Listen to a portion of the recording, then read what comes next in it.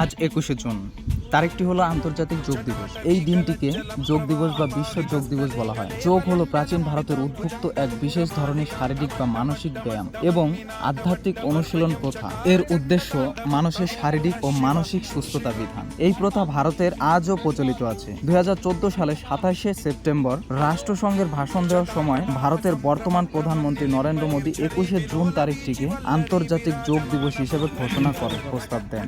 জাতিসংঘের ভারতের স্থায়ী প্রতিনিধি অশোক মুখোপাধ্যায় 2014 সালে 11ই ডিসেম্বর অনুষ্ঠিত জাতিসংঘের সাধারণ সভার 124 নম্বর আলোচ্য বিষয়ের উপর প্রতি বছর 21শে জুন হতে এই বৈশ্বিক দিবসটি পালিত হয়ে আসছে।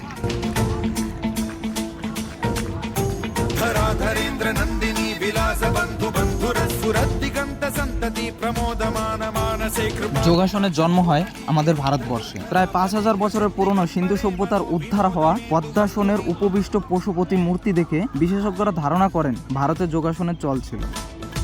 বাংলায় দীর্ঘকাল ধরে যোগাসনের চর্চা চলে আসছে। বাংলাকে যোগ ব্যায়ামের ধারণায় অনেক দিন ধরে যিনি এগিয়ে নিয়ে গেছেন তিনি হলেন নীলমণি দাস। তার লেখা যোগাসন শিক্ষার বই এক অমূল্য পুস্তক। তাই সম্প্রতি যোগ দিবস পালিত হলো।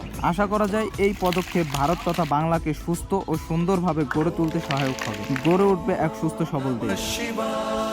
পশ্চিমবঙ্গের পাঠ্যসূচিতে ব্রতচারী এসেছে। ভালো করে লক্ষ্য করলে দেখা যায় যোগ ছাড়া খেলাধুলা সম্পূর্ণ করা সহজ নয়।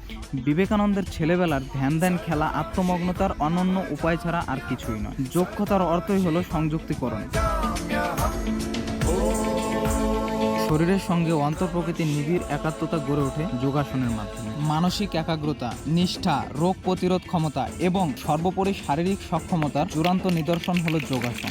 মানবীয় নৈপুণ্যের সামগ্রিক বিকাশ সাধিত হয় নিয়মিত যোগাসন চর্চায়। তা যেমন মানুষের মন ও শরীরকে সুন্দর করে তোলে, তেমনি চিন্তার প্রসার ঘটায়।